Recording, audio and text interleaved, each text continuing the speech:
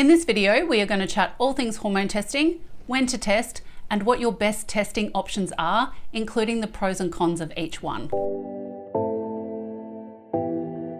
I'm Maryanne Loving, Doctor of Chinese Medicine, and you're watching Loving Your Health, where we chat all things women's health, hormones, fertility, and menopause. So let's get started. Timing is everything when it comes to hormone testing, as our hormones fluctuate during our menstrual cycle. So first, let's look at what hormones to test at different stages of your menstrual cycle. Cycle day 3 to 5. Generally speaking, the start of the cycle is best to test for any ovulation issues or imbalances. So at this stage, testing for things like estrogen, FSH, and LH would be suitable. Cycle day 21, or 6 days after ovulation. For optimal results, progesterone is best tested in the luteal phase, approximately 6 days after ovulation, which is cycle day 21 in an average 28-day cycle. You might also want to test for estrogen at this stage if you are suspecting estrogen dominance. Anytime. Other hormones like testosterone, DHEA, and cortisol can be tested at any stage of the cycle, depending on the clinical relevance. There are 3 main methods for testing female hormones: blood work, saliva, and dried urine samples, each with their own pros and cons. Blood work. Blood serum tests are the most common method of testing hormones and are mostly ordered by your GP. Most blood tests are covered under Medicare in Australia, with some exceptions. You may also be able to access blood tests and pay privately without a GP referral through websites like iScreen. Did someone say ice cream? Blood work measures serum hormone levels directly from your bloodstream, which shows both bound and unbound hormones, offering a comprehensive view of various hormones like estrogen, progesterone, FSH, LH, and testosterone.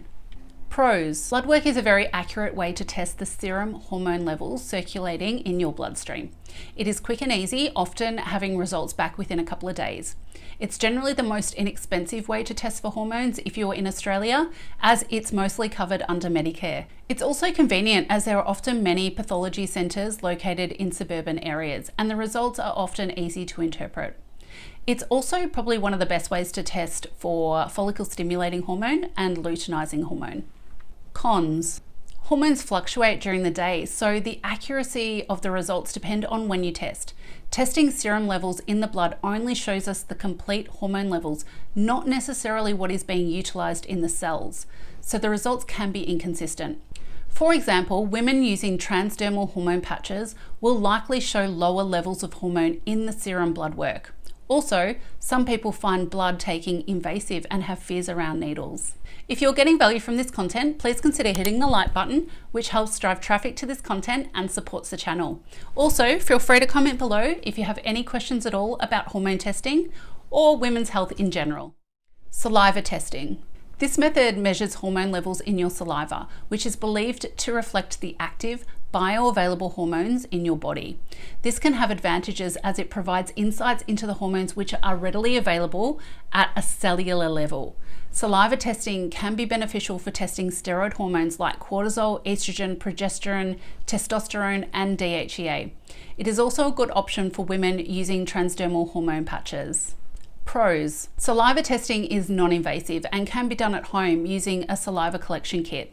It allows for multiple samples to be collected throughout the day, giving a broader picture of hormone fluctuations. Cons. Saliva tests can be more expensive than blood serum tests and may be time-consuming to undertake, often having to collect saliva multiple times in the day. The accuracy of saliva tests can be influenced by factors like oral health, sublingual or transmucosal HRT administration, and recent food or drink consumption. Dried urine testing. Otherwise known as a Dutch test, which stands for dried urine test for complete hormones. This method involves collecting urine on filter paper and allowing it to dry before sending it to the lab for analysis. You must take this test 6 days after ovulation to ensure correct reporting of progesterone levels. Often you will take multiple tests during the day and overnight to get a complete hormonal picture. Dried urine testing shows the bioavailable hormone levels as well as how our bodies are metabolizing the hormones and through which detox pathway. This can give us a very detailed and complete view into the full hormonal landscape, including estrogens, progesterones, androgens, adrenal hormones, and even melatonin. Pros. Accuracy is the main positive with this method, along with getting details on how your hormones are metabolized and detoxed, which you can't get with any other test. It's also fairly simple to take the test with minimal user error. Cons. It's potentially the most expensive way to test hormones, and to get the most out of it, you will likely need a qualified health practitioner to review and summarize the report, which can be very detailed. Timing can be an issue, as it can take weeks for the results to be available. As it generally tests in the luteal phase, it doesn't capture FSH or LH, or really anything to do with ovulation. As you can see, whichever method you choose to test your hormones, each has its own advantages and limitations.